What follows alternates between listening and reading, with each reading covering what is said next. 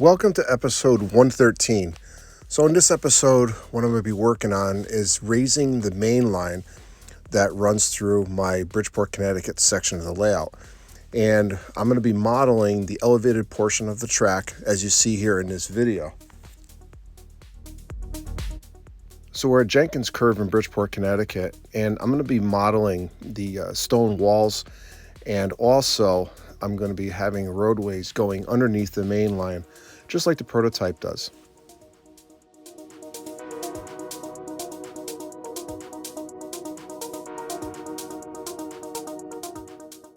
One of the key areas of Jenkins Curve is going to be modeling the power plant, which I'll be using different Walthers kits to simulate.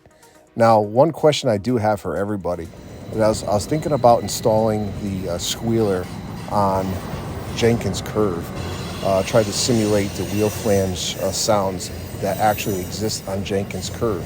Leave a comment in my video if you think I should do it or not.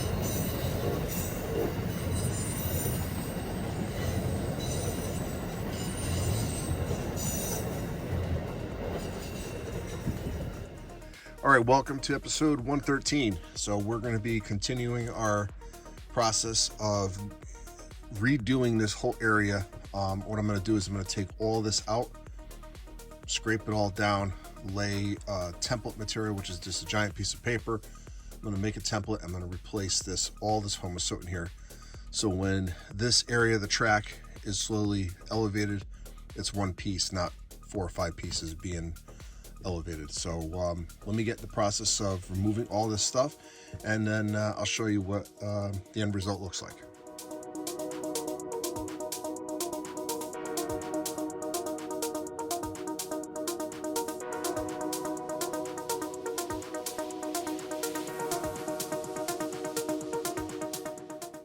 All right, so I got the area pretty much cleaned up, and I put one piece of track in just so I can measure, and I'm gonna have to go from the center of this track, which is basically still here, 2 1/4 inches to the edge.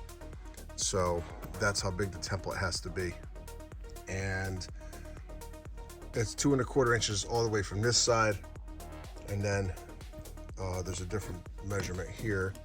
It's 1.25 inches on the inner portion of the elevated track. So let me get my my piece of paper out, and then I'll start drawing it up. We'll be right back. All right, so I marked off the area, so now I'm cutting it out, and I'm going to lay the paper on top and then trace it to cut the actual piece to drop in.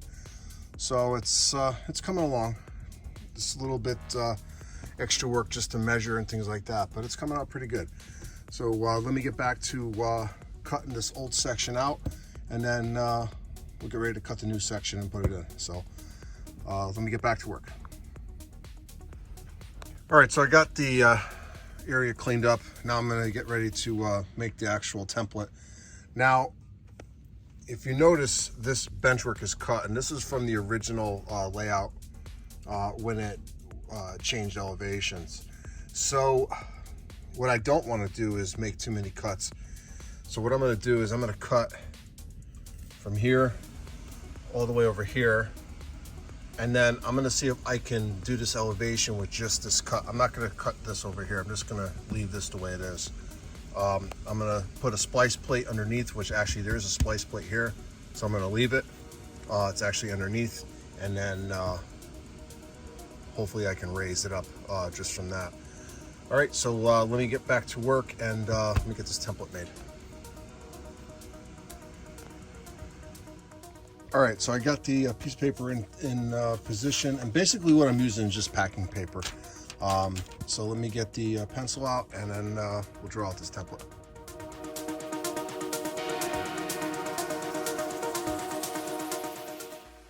All right, so I got the pieces cut, and I'm gonna put a couple screws in temporarily, and then I'm gonna start drawing the lines for the track.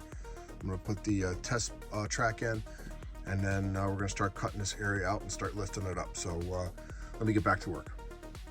All right, so I got the area all officially marked off. So now what I'm gonna do is I'm gonna take all this track off, and then I'm gonna take this outside and actually cut this. Now the area down there, I'm gonna have to do some modifications with the track, but nothing too crazy. But I have to repair some of the original track and remove some old ballast and things like that before I put any more track in. But this is just temporary anyway. So let me get this piece outside. But once I start raising this up, and then after that I will finish up the track work. So, but we have it all measured out, so it'll be fine as far as the radius goes. And like I said, everything else here is good to go. So let me take all this track out and then start cutting. So I'll show you the end result.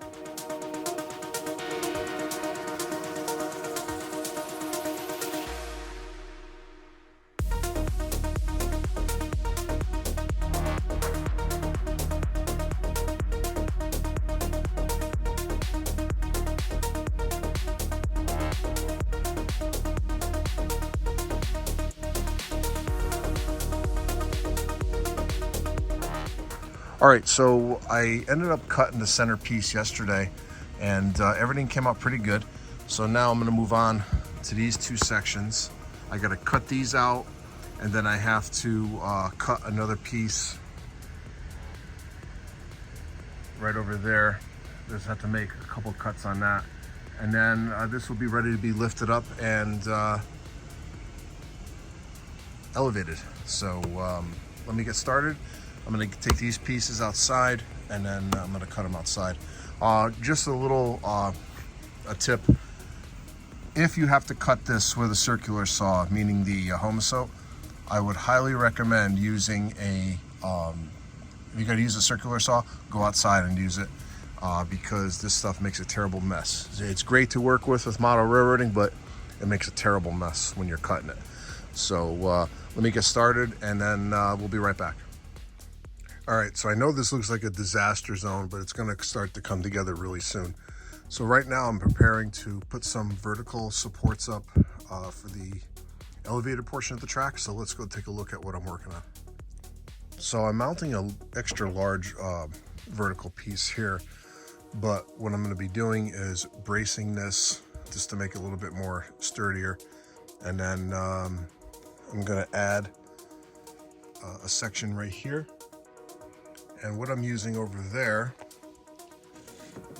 is some of the original vertical supports on the Huntington and Hartford.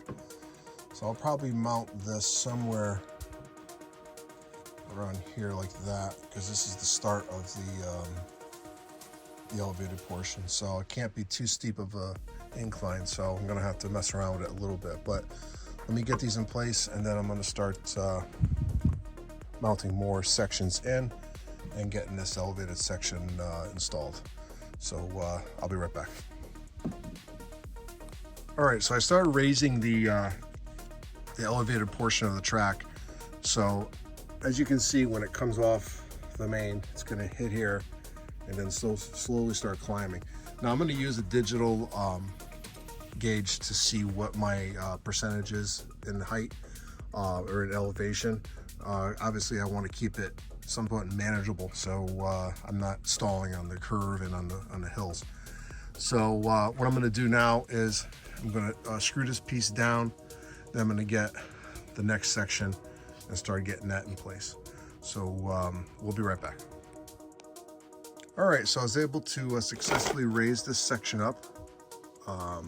Right now I'm just trying to get some of the pieces in place, and then I was going to do the elevation. Probably in the next video. But I got this piece in place.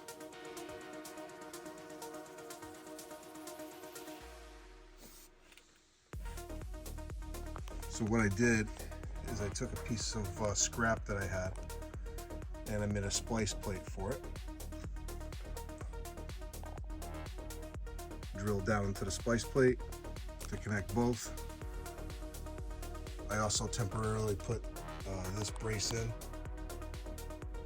there, and then I have that one there as well. I'm going to put additional blocks. They're going to be right here on both sides to secure this piece to the elevated portion. So I still got a ways to go, but it's definitely coming out really good.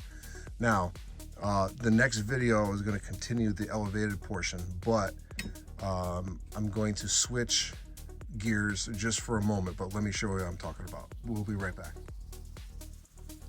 All right, so as you can see, the layout is opened up, still installing the elevated portion. But what I decided to do, since this area here is opened up and exposed, I figured I install the Waterbury yard in. I have an idea of the switches I'm going to use, so but that will be in the next layout update. I'm going to do the installation and testing of Waterbury yard. So I figured now would be a good time to get the majority of the track in, while I got half of it exposed. It'll be a lot easier to work on it like this than it would with a tabletop on it. So the next layout update will be the installation of Waterbury yard. But I'm going to call this layout update good. I'm making decent progress, but so far so good. I'm still pretty much on schedule to have the open house. But let me get back to work and start to work on this Waterbury yard. Oh, and one other thing, what I decided to do is take these braces off and then put a more substantial piece of wood. So I already pre-cut some of these. So instead of having this piece, I'm gonna have a piece like this here. That's actually for that piece right there. So I'm just gonna reinforce the cross bracing here. So this is Ron, New Haven Rails. Hope you enjoyed this layout update. And I want to give a shout out to my channel member, Peter's Model Making. I really appreciate your support of my channel, and I will have some more member-only content coming up for you.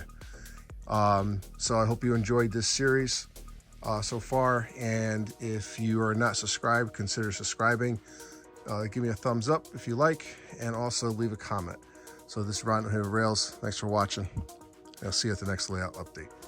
We'll see you in Waterbury Yard.